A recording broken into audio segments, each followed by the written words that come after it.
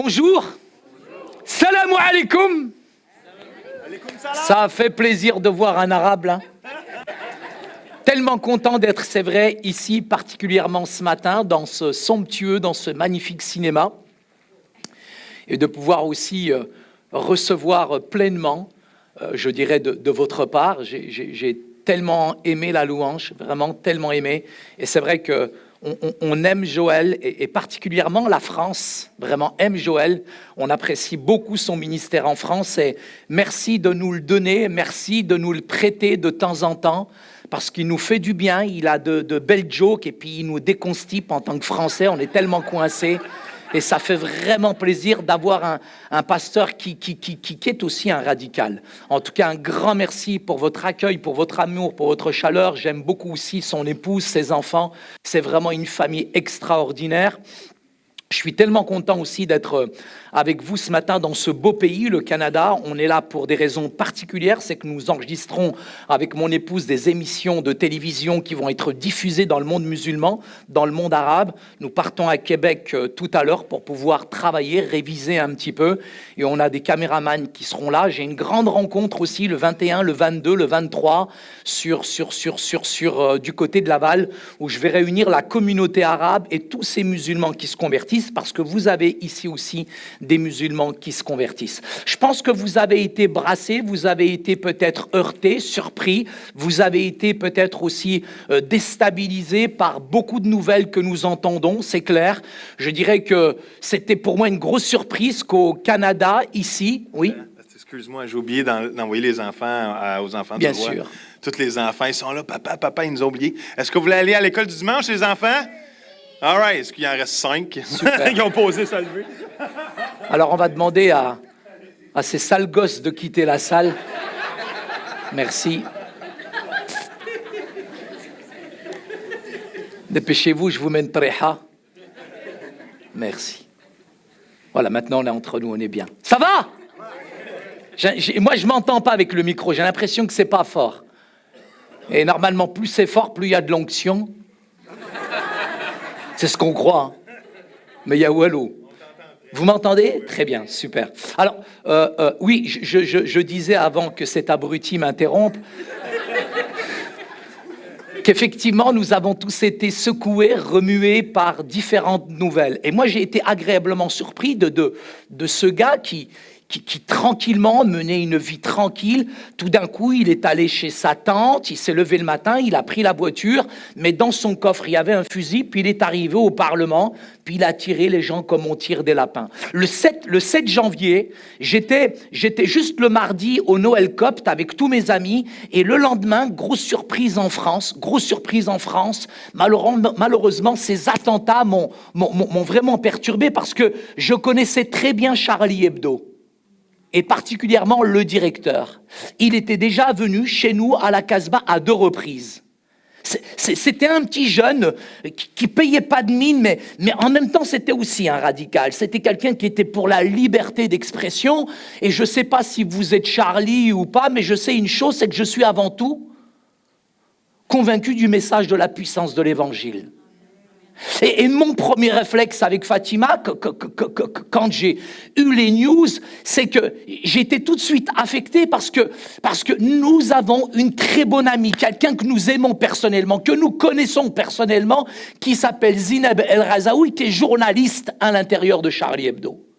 Mon premier réflexe, c'était de lui téléphoner, puis elle était déjà en larmes, elle avait déjà appris les nouvelles, elle me dit « Saïd, je suis au Maroc, non, j'ai rien, mais j'ai plusieurs de mes amis qui viennent d'être sauvagement assassinés, j'arrive pas à contacter, etc. » Donc j'ai dû me renseigner pour elle.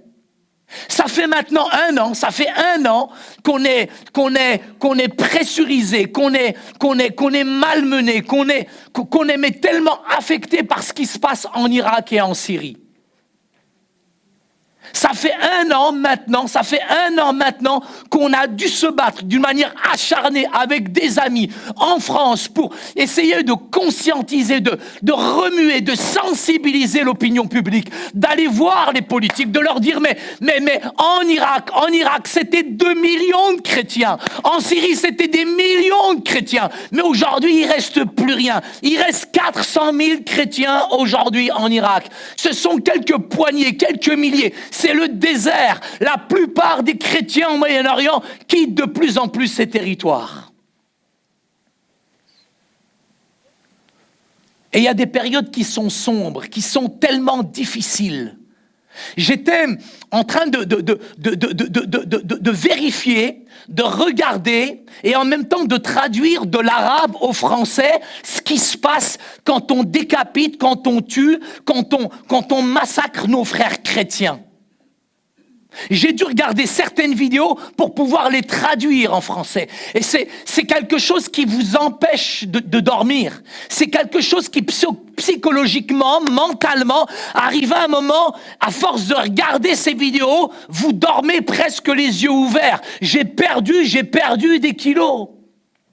C'est tellement difficile, je dirais, d'observer, de regarder ces choses-là, mais j'ai juste regardé quand même l'attitude de ces chrétiens qu'on persécute. C'est assez impressionnant. On a attrapé dernièrement, et vous l'avez vu, on a attrapé 22 personnes, on les a alignées en Libye. Et vous aviez les bourreaux qui étaient derrière et ils ont décapité un par un ces chrétiens coptes. Un par un, ils les ont décapités. Mais ce qu'on ne sait pas, ce que les médias ne disent pas, ce que l'Occident ne dit pas, ce qu'on ne montre pas, c'est que ces 22 chrétiens qui étaient alignés, bien sûr, le 22e, on ne le savait pas, mais c'était un musulman. Mais au moment où on décapitait ces chrétiens, je pouvais observer l'attitude, le comportement. Je pouvais voir véritablement comment ils étaient réellement. La réalité du royaume de Dieu. La réalité du royaume quand tu es en face, je dirais, de la chose la plus pire qui peut arriver. À quoi nous sommes attachés? Il y a bien sûr une belle religion qui s'appelle le christianisme. Le christianisme est vraiment une des plus belles religions. Comme aujourd'hui l'islam est une belle religion. Et vous avez le bouddhisme, vous avez tellement de belles religions. Mais il y a une autre réalité, c'est celle du Christ qui n'a rien à voir avec le christianisme. Le Christ, la puissance de Jésus n'a rien à voir avec aucune religion. Et ces gens qu'on a placés alors qu'on est en train de les décapiter, le 22e était musulman, était en train d'observer l'attitude des chrétiens face à la mort. La réaction des chrétiens face à la mort, alors qu'ils allaient passer de l'autre côté, ils allaient rentrer dans le royaume. On pouvait voir l'attitude de ce chrétien, ils étaient en paix, ils avaient une attitude mais impressionnante, si bien que le 22e, quand est arrivé son tour, il a dit mais si ceux-là, ils sont prêts à mourir pour ce Jésus que je connais pas, ce Jésus que j'ai jamais connu, il s'est tourné vers les barbus, les bourreaux, et il leur a dit, mais moi aujourd'hui, si ceux-là ils sont prêts à mourir pour Jésus, moi aussi je suis chrétien, je veux mourir pour lui. Il y a 3 semaines, bien sûr que Daesh, ISIS viennent de récupérer une grande ville, 230 000 civils pris en otage. Cette semaine, ils viennent de pénétrer dans un village, c'est un village chrétien, au nord de la Syrie.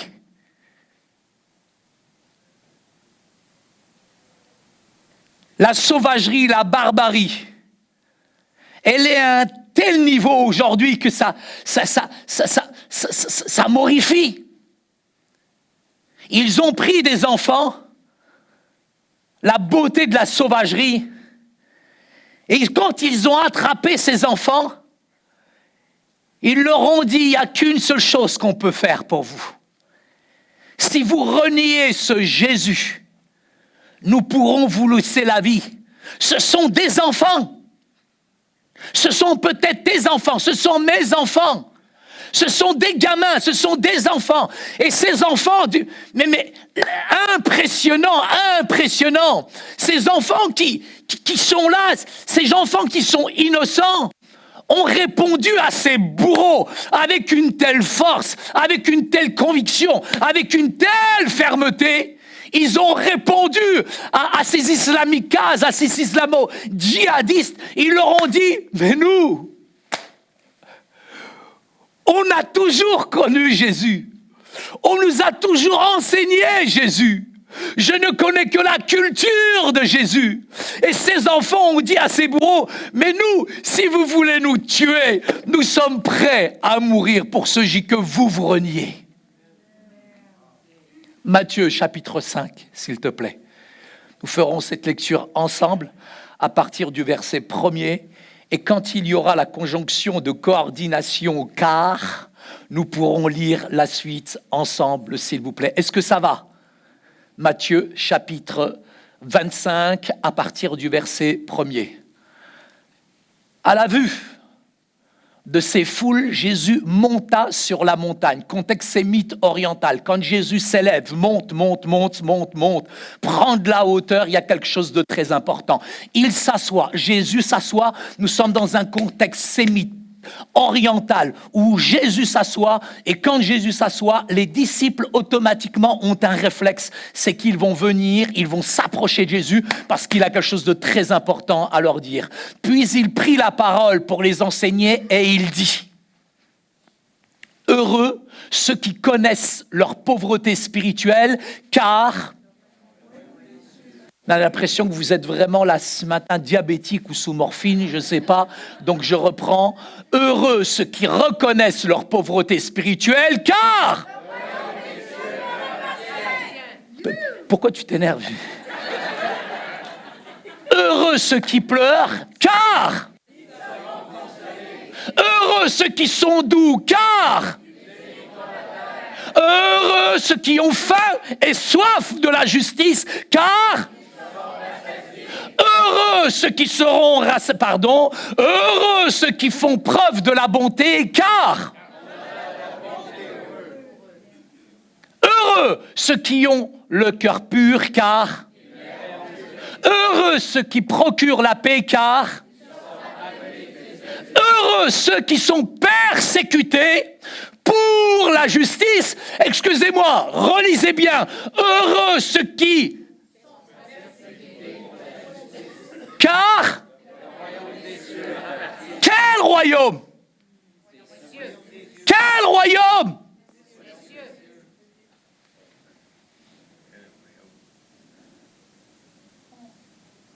Heureux.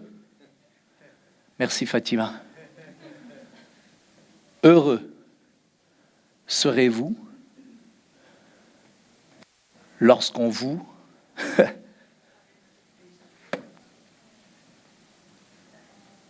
Heureux serez-vous quand on vous insultera? Ça, c'est vrai. Qu'on vous persécutera et qu'on dira faussement. Toutes sortes de mal, de calomnie, de critiques, de sarcasme, de rire à cause de moi. Peut-être juste une petite parenthèse ce matin qui pourrait nous faire réfléchir. Dans cette petite parenthèse, ici, on pourrait supposer que les hommes, que les femmes, ceux qui sont pauvres en l'esprit, ceux qui pleurent, ceux qui vivent une vie exprimant la douceur, ceux qui attendent avec soif la justice de Dieu, ceux qui sont miséricordieux envers Dieu, ceux qui ont le cœur pur, ceux qui cherchent la paix entre Dieu et les hommes, on pourrait quand même supposer que de telles personnes seraient en quelque sorte applaudies, embrassées, louées, célébrées, mais ce n'est pas le cas. Regardez bien, c'est très intéressant dans ce texte.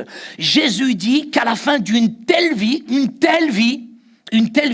c'est pas une parade qui va être faite en leur honneur. Ils vont pas défiler sur les Champs-Élysées à Paris ou je ne sais pas quelle, je dirais, rue ici à... Mais c'est pas une vie qui va être faite de louanges. Ils vont pas être célébrés, louangés, adorés. Mais la Bible, elle est claire, elle nous dit qu'à la fin même d'une telle vie, c'est plutôt la persécution, c'est plutôt l'opposition, c'est plutôt l'adversité à cause d'une vie droite, à cause d'une vie juste. Il y a quelque chose qui est très dangereux aujourd'hui dans nos communautés chrétiennes.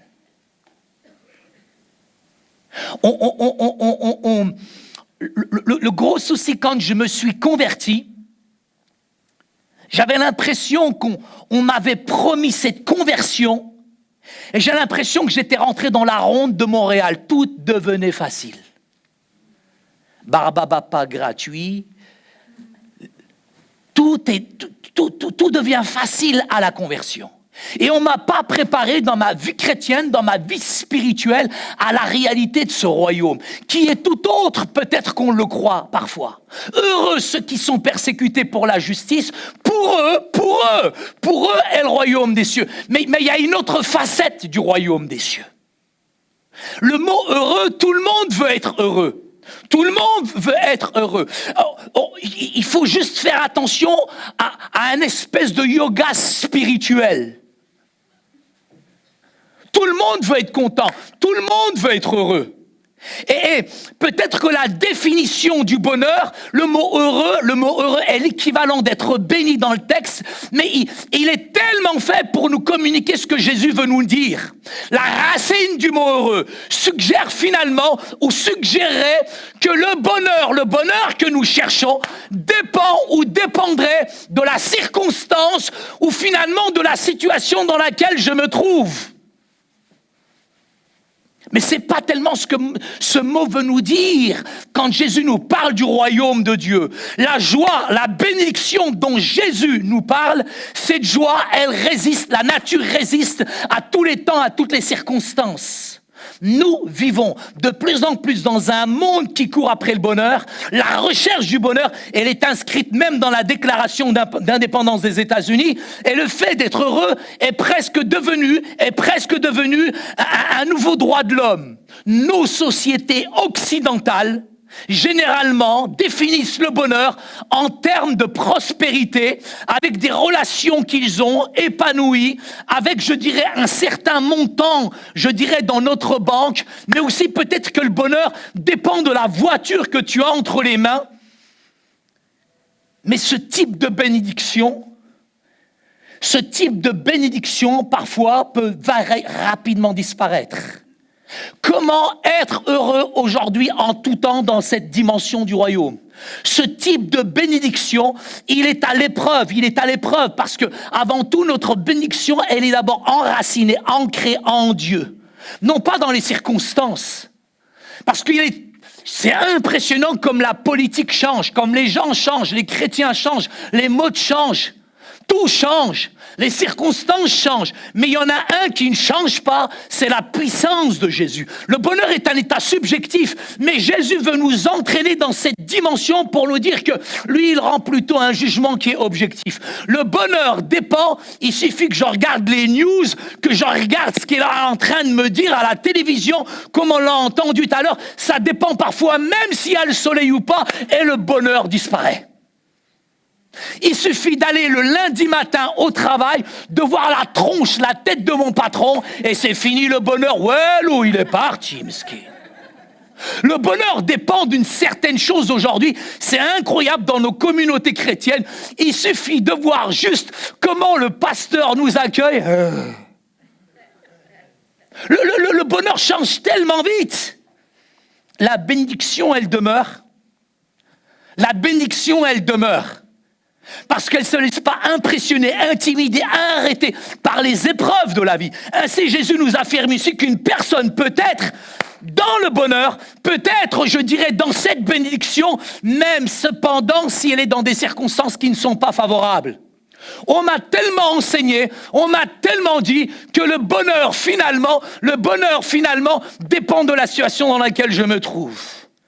Mais je peux être béni, tu peux être béni ce matin, il ne faut pas l'oublier. Tu peux être béni ce matin même dans des circonstances qui ne sont pas favorables. Tu peux être béni dans une période de turbulence, dans ta famille, dans ton couple. Tu peux quand même être béni. Tu peux être dans la maladie. Attention à ce que je dis. Attention, ne te complais pas. Je dirais, ne reste pas dans cette maladie. Je dirais, je crois dans un Dieu qui est tout puissant. Je ne sous-estime pas la puissance de Jésus. Mais faites attention, parce que parfois, il y a tellement des enseignements qui sont extrémistes. Mais en tant que chrétien, je peux tomber malade. Je peux être malade, je peux être dans la maladie, mais cependant, même dans la maladie, je peux être véritablement heureux parce que le Seigneur est avec moi. Jésus veut nous faire comprendre que le vrai bonheur ne se trouve pas dans une relation, je dirais simplement de complaisance, d'émotion, mais véritablement, le Seigneur m'enseigne que véritablement, la Wi-Fi, Wi-Fi.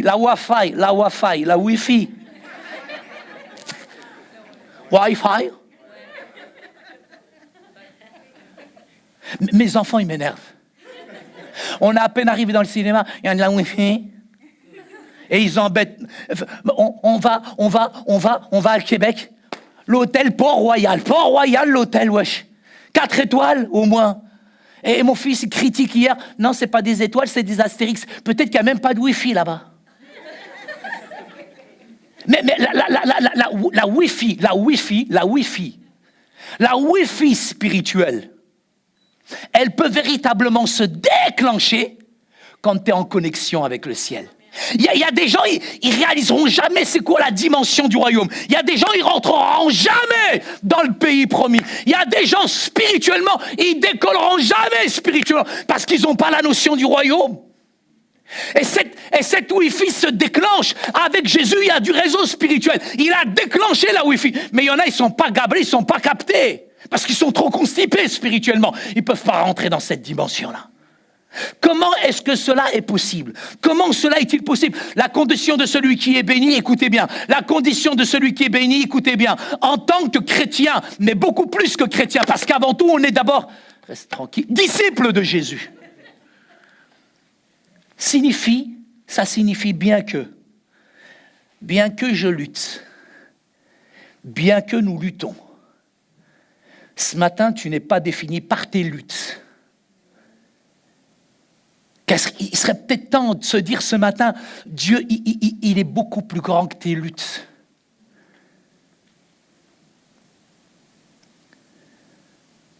Ma satisfaction, elle se trouve en lui. Non pas dans une vie, comme parfois on nous a enseigné, sans souci, sans combat, sans opposition. Dieu, il est plus grand que tes problèmes ce matin. Il est plus grand que tes difficultés. Il est plus grand que tous les vents contraires qui peuvent t'assaillir et venir contre toi. Nous sommes rendus heureux, façonnés en Dieu, non pas par les circonstances. La vie en abondance, pour moi, ce matin, ne signifie pas absence d'adversité, mais plutôt dans l'adversité, dans le combat, dans les luttes, parce que ça fait partie du royaume. Il y a une croissance spirituelle. Il y a une maturité spirituelle. Les grandes crises que nous traversons ne font pas de nous des héros ou des lâches, mais souvent elles nous montrent finalement ce que nous sommes réellement devant Dieu. Parfois, il y a toute forme de persécution que nous endurons, qui vont tester par-dessus tout notre loyauté. Notre loyauté sera toujours éprouvée de différentes manières dans notre vie chrétienne. Et c'est de la volonté de Dieu de nous construire, de nous bâtir, de nous élever et de nous amener beaucoup plus loin, toujours de l'avant, jusqu'à qu'un jour on pourra vraiment franchir la ligne d'arrivée. Heureux, ceux qui sont persécutés pour la justice. Le mot heureux, je ne sais pas si ça signifie quelque chose vraiment pour moi en France. Franchement, le mot persécution, je ne sais pas ce que ça signifie en France. Parce que moi, je suis persécuté. Je souffre en France. Vous ne pouvez pas savoir, le matin, quand je me lève, tous les combats que j'ai pour lutter contre le Nutella.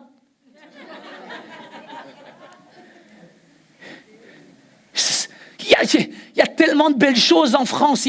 Je suis persécuté, moi, devant une pizza Hakda.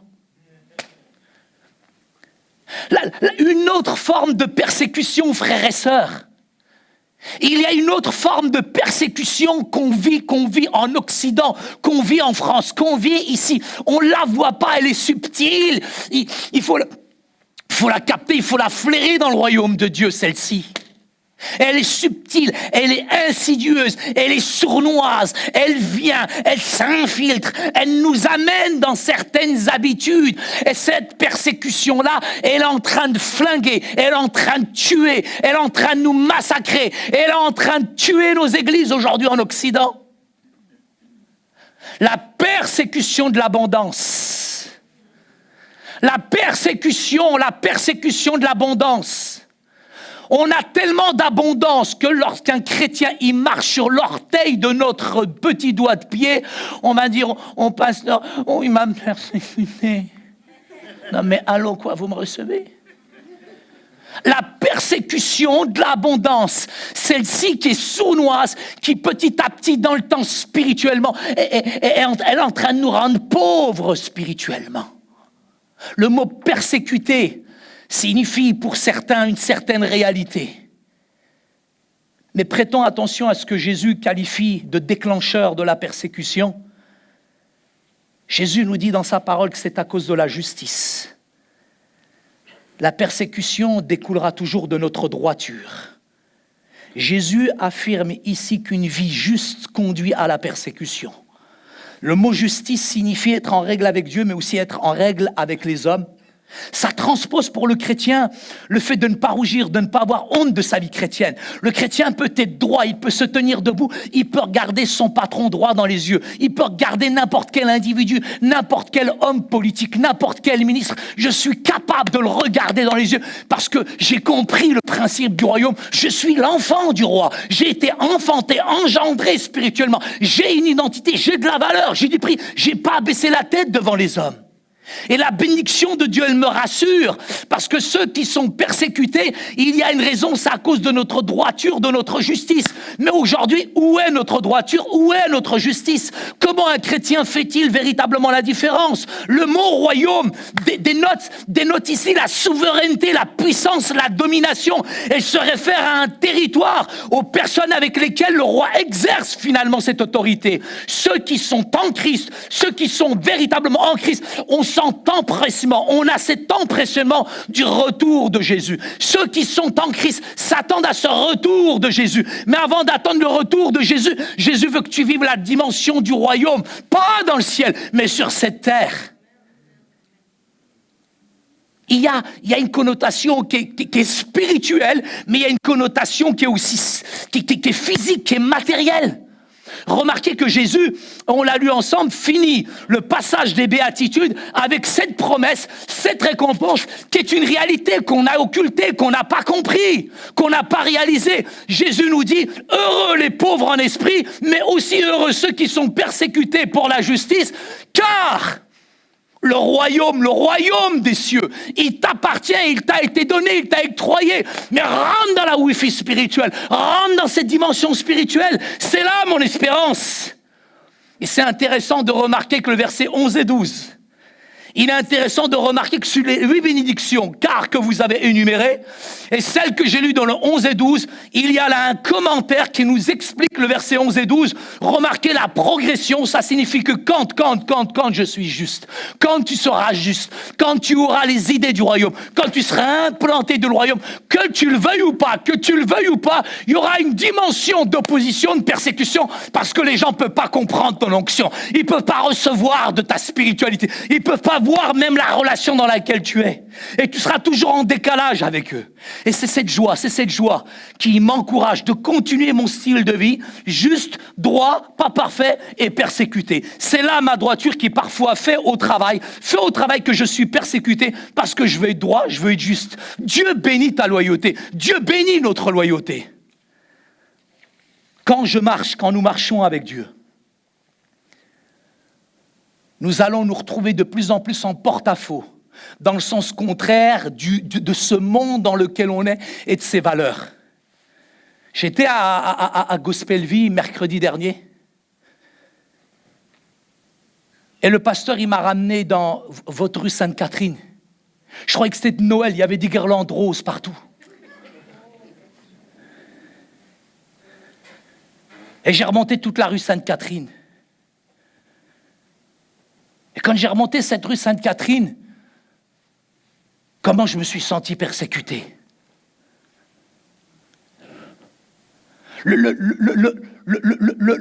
En fait, c'était moi l'anomalie. C'était moi qui n'étais pas normal. C'était moi qui n'étais pas dans les normes. Et le regard qui se posait sur moi, c'était quand même assez impressionnant. C'était moi qui étais gêné. Non, les gens autour de moi, eux, ils étaient à l'aise.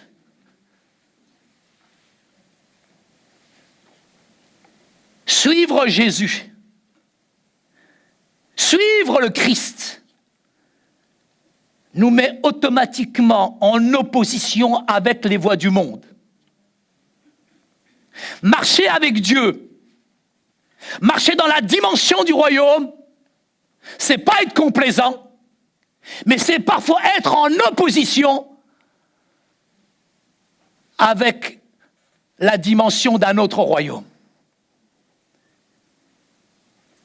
Et il y en a beaucoup qui ont décidé de marcher à contre-courant, et moi, j'ai décidé de marcher à contre-courant.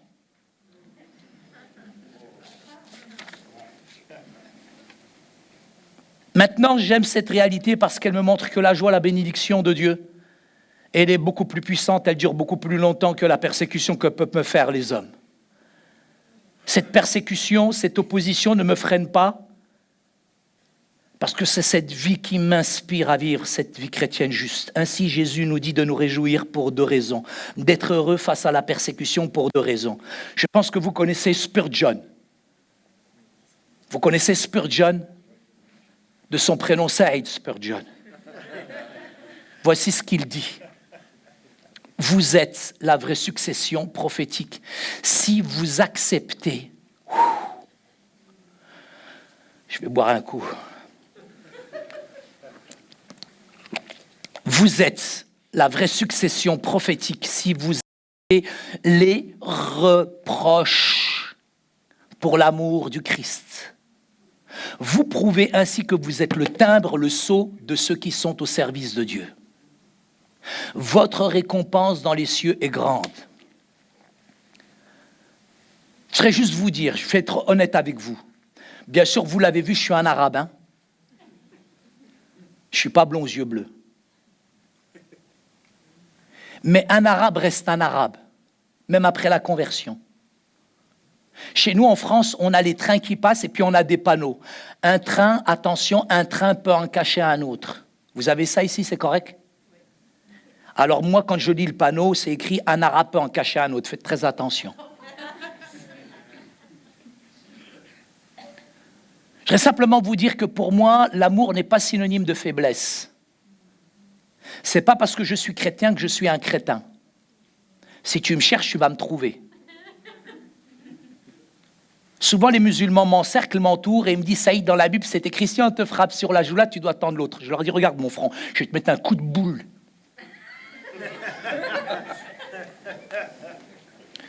Non mais, est-ce que c'est facile d'accepter les reproches? Parfois, on se fait des reproches. Mais tout dépend quel est le type de reproche. Moi, j'ai du mal à encore accepter les reproches. Et dernièrement, là où on habite, je me souviens de cette expérience que je voudrais vous relater. Il y avait les sales voisins de ma voisine qui jouaient au foot. Des Antillais m'énervaient. Ces sales gamins n'arrêtaient pas de jouer au foot devant chez moi. Et je leur ai dit, tu crois qu'ici c'est le Stade de France? Donc je les ai chassés, gentil brutalement. Et le sale gamin, qu'est-ce qui va me ramener à moi, un arabe, avec ma fierté? J'y va me chercher ton père, il m'a ramené sa mère. Une femme, moi un arabe. Et celle-là, là, je vous jure comme elle m'a crié dessus. Ça aurait été au bled, je l'aurais décapité. Elle m'a crié dessus, à moi un arabe. devant tout le monde, comme ça, dans le quartier. Et moi, je me suis mis à hurler. Et elle me dit, et moi, en plus, je viens de me marier, qu'elle me dit. Et moi, je dis, félicitations. Ah!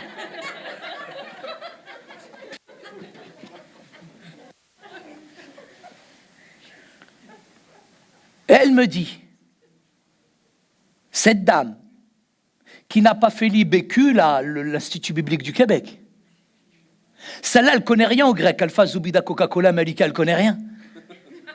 Elle ne regarde même pas les enseignements d'enseignement.com, le top crétin ou le top chrétien, elle ne regarde même pas tout ça.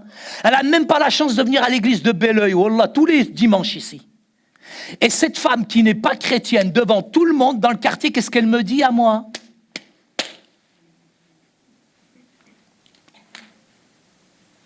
Elle ne connaît rien aux principes du royaume.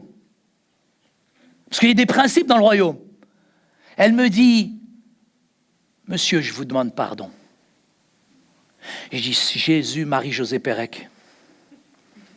Heureusement que je n'ai pas un ictus derrière ma voiture. Un poisson. J'avais tellement honte.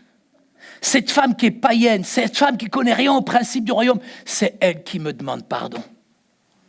Je ne savais plus où me mettre. C'est tellement difficile en tant que chrétien. Je vous dis, moi, je suis cash avec vous. Il n'y a pas plus fragile que les chrétiens.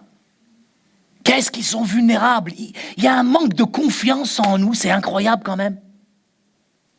Je vous le dis, en France, c'est plus facile pour moi de travailler avec les gens du monde, qu'avec les chrétiens. J'organise une campagne d'évangélisation, je les laisse travailler, je reviens, ils se prennent la tête sur la couleur de la chaise. À quel point nous avons besoin de grandir, de décoller spirituellement. À quel point nous avons besoin véritablement d'aller de l'avant. Et Jésus nous parle de cette récompense, le mot récompense, le royaume de Dieu porte en lui l'idée, c'est vrai, d'une rémunération, d'une contrepartie qui est précieuse, qui est spéciale. Et par récompense, si cela vous dérange, il faut comprendre, réaliser que c'est une récompense qui vient de la grâce. Tout est grâce, tout nous a été donné par grâce. Il n'y a pas de grand, il n'y a pas de petit dans le royaume de Dieu. Véritablement, nous sommes tous au même niveau. Nous sommes tous au même niveau ce matin. Et si même le pasteur me fait un reproche et que lui-même il a tort, fait silence. Seigneur, d'un bel œil, il va lui ouvrir les yeux.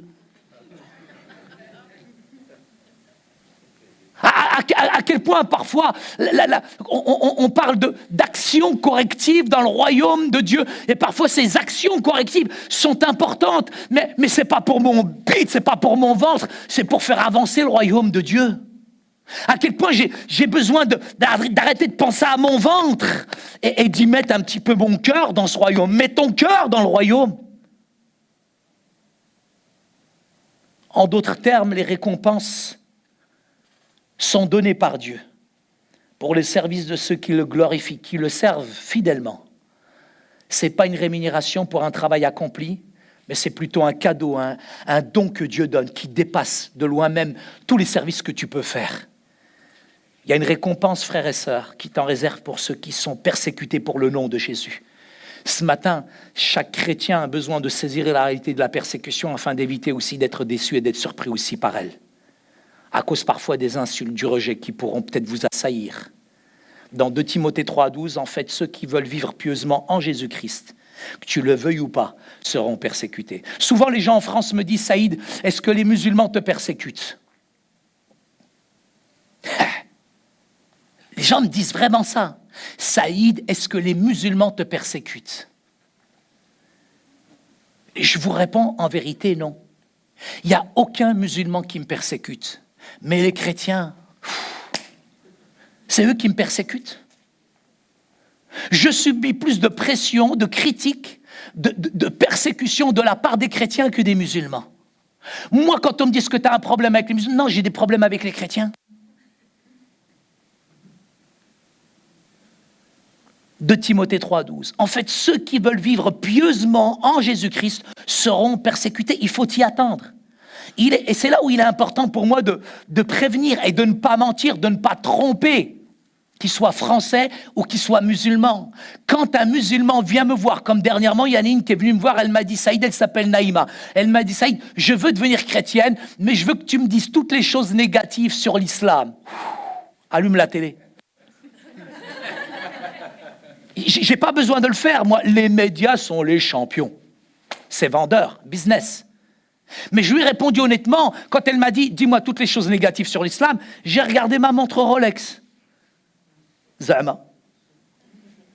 Et je lui ai dit, chauffe Rolex. Je lui ai dit, j'aurai jamais le temps. Je préfère, au lieu de critiquer l'islam et le Coran, plutôt vous parler du royaume des cieux. Valoriser qui est Jésus. Mais quand un musulman vient me voir, je préfère lui dire la réalité. Quand tu vas te convertir, tu vas signer un contrat avec moi. Ne crois pas que ça sera Alice au pays des merveilles. Hein, le royaume de Dieu, c'est pas Alice au pays des merveilles. Mais je leur dis, la première chose, c'est que ta tête, elle sera mise à prix. Il y a une loi qui s'appelle l'apostasie. Deuxième chose, ta famille va te mettre de côté et te renier. Il n'y a pas pire que la pression, la persécution de la famille, mentale, psychologique. Même vous pouvez le vivre quand la famille vous rejette parce que vous êtes devenu évangélique. Tu vas dans ce cinéma, et dans cette secte avec ce pasteur déjanté. La troisième chose qui est difficile, c'est que tu pourras peut-être jamais retourner dans ton pays, dans ton bled. Ça signifie rien. Mais ne plus retourner dans ces pays, c'est difficile. Imagine, t'es Canadien, t'as de l'imagination? Imagine, on te supprime la poutine. Ah, il y en a une, elle a bugué, elle dit là. Je leur dis, et je ne vous mens pas, que si vous êtes réellement en Christ, frères et sœurs, ce matin, la persécution ne doit pas vous étonner. Maintenant, ce que je remarque, c'est que dans nos belles églises, la plupart des croyants pensent que le mot persécution, c'est une anomalie. Je vais oser te dire ce matin, la seule anomalie, ce serait celle-là, c'est l'absence de persécution dans ta vie. Excuse-moi, qu'est-ce qui me prouve ce matin que tu marches à contre-courant de l'esprit de ce monde dans lequel on est? Pour amener le royaume de Dieu, il faut le vivre, le royaume de Dieu. Il faut le transpirer, le royaume de Dieu. Et là, tu pourras infuser autour de toi. Le Nouveau Testament m'affirme que le contraire, c'est le contraire. La seule anomalie, d'ailleurs, les disciples ne priaient pas pour que la persécution cesse. Trouvez-moi un verset. Alors qu'ils étaient en train d'étendre le royaume, ils priaient au contraire pour que Dieu leur donne encore plus de pêche, de patates pour pouvoir annoncer le royaume des cieux. Quel est le signe ce matin qui me montre que tu marches à contre-courant? Maintenant, je ne suis pas en train de vous dire, faites très attention, ne me faites pas dire ce que je n'ai pas dit. Je ne veux pas avoir un ton accusateur, culpabilisant ce matin, loin de moi. Maintenant, je suis simplement en train de vous dire que si finalement nous marchons avec le Christ, nous allons être en opposition avec les valeurs de ce monde parce que les valeurs du royaume sont complètement contraires. Que vous le vouliez ou pas, que vous aimiez ou pas, cette notion de la persécution, il n'y a rien d'intrinsèquement bon dans la persécution. Mais parfois, il faudra vous y attendre. Il faut nous y attendre. Nous sommes dans un monde, et particulièrement pour nous en France, l'esprit luciférien de plus en plus pénètre d'une manière extraordinaire, au point que nous, chrétiens, nous nous sommes acclimatés, nous nous sommes habitués, nous avons avalé, nous sommes un petit peu comme cette grenouille qu'on plonge dans l'eau froide et puis on réchauffe avec le gaz, mais elle est à l'aise, jusqu'à qu'elle va bouillir, elle va cramer, elle va mourir. Nous sommes aujourd'hui de plus en plus en France confrontés à ces valeurs lucifériennes, au point qu'aujourd'hui on est en train de me dire, oui, Adam et Yves, c'est possible. Non seulement cela, aujourd'hui, et ça va arriver ici au Canada, et cet esprit luciférien est en train de pénétrer, où la pédophilie aujourd'hui sera normale dans quelques temps. Et aujourd'hui, vous avez une ministre qui veut aujourd'hui me dire à moi que elle va faire l'éducation de mes enfants en France, avec la théorie du genre.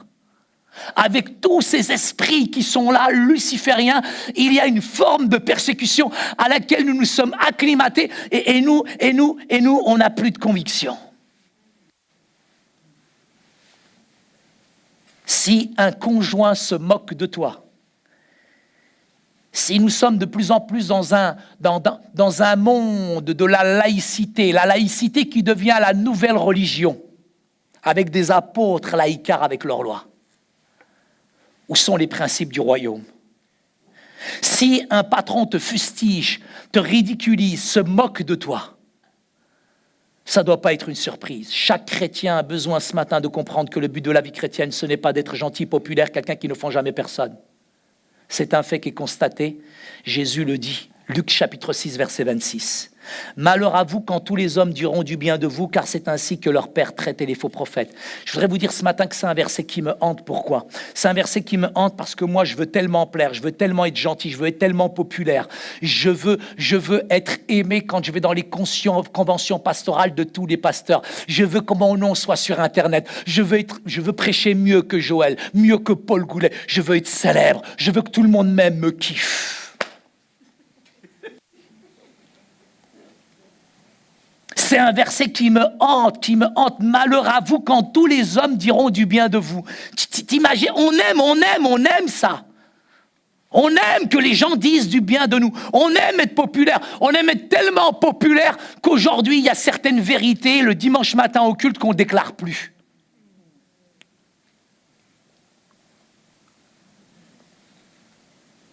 On ne veut pas dire certaines vérités pour ne pas perdre les gens. Il y a des foules, il y a des quantités. Mais si on perd nos valeurs bibliques, où est-ce qu'elle est la notion du royaume aujourd'hui? C'est un verset qui me hante personnellement, moi. Et je terminerai, il me reste 1 minute. L'antagonisme est inévitable entre un vrai chrétien et le monde. En fait, un chrétien est un reproche permanent pour le monde, une conscience incarnée. Les chrétiens ne sont pas différents du monde, on est vraiment l'opposé. Les persécutions sont un signe que finalement tu marches vraiment avec le Seigneur. Et quand Jésus dit « Malheur à vous quand tous les hommes diront du bien de vous », regarde comment tu as signé ta conversion et ton contrat. La troisième chose, je me tourne vers les parents en vous disant ceci avec beaucoup d'émotion. Cette année, j'ai observé 3 phénomènes juste après Charlie Hebdo, le week-end. Le nombre de témoins de Jéhovah, impressionnant. Deuxième chose, les Français, ils ont avalé je ne sais pas combien de médicaments pour dormir. Voilà la réponse du royaume des cieux. Et la troisième chose, le nombre de Français convertis à l'islam. Mais parmi ces Français convertis à l'islam, tenez-vous bien, des évangéliques, des baptistes, des pentecôtistes, qui étaient à l'école du dimanche, qui sont allés à vos réunions, poutine, crêpes, McDonald's, gaufres, sirop d'érable et tout ce que vous voulez, et qui, aujourd'hui, parce que c'est les parents qui pleurent sur mon épaule, des hauts responsables, des gens qui tiennent des hautes responsabilités en France, m'ont téléphoné et me dit « Mon fils, il était à l'armée, il vient de se convertir à l'islam. » Je vais vous encourager, je termine Joël, je vous encourage. 30, je vous encourage. Là, ça va vraiment vous encourager. Jacques a été décapité. Philippe a été crucifié, Matthieu a été tué par l'épée, Jacques a été lapidé à mort, Matthias a été lapidé puis décapité, André a été crucifié, laissé suspendu sur la croix pendant 3 jours, Pierre fut crucifié à l'envers, Paul fut décapité à Néron à Rome, Judas a été crucifié, Barthélemy a été battu à coups de matraque, Thomas a été transpercé à mort, Simon le Zélote a été crucifié, Étienne fut lapidé à mort, Jean le Baptiste a été décapité, Joël Dumaine, pardon, j'ai fait tomber mes notes. Joël Dumaine, lui, il a été béni. Parce qu'il a vécu une belle église qui est formidable. Simplement, Seigneur, je te remercie ce matin, je te bénis pour cette église parce qu'elle est belle. Et ce matin, véritablement, qu'on puisse être en identification avec nos frères et sœurs qui sont en Syrie, en Irak. Seigneur, bénis cette Église. Seigneur, malgré les tempêtes que nous pourrons traverser dans l'avenir, nous avons cette réalité du royaume parce que tu es avec nous, tu nous accompagnes. Oui, Seigneur, nous héritons ce royaume. Ce royaume se manifeste maintenant sur cette terre. Et Seigneur, donne-nous de rentrer dans cette dimension. Bénis cette Église parce qu'elle est belle. Sera encore plus, Seigneur, quand elle manifestera la réalité du royaume. Seigneur, je te bénis, je te remercie pour la puissance de l'évangile parce qu'il est une réalité. Que chacun d'entre nous, nous puissions véritablement rentrer dans cette dimension du royaume. Que le Seigneur vous bénisse. Et le peuple dit, Amen. Ça fait plaisir.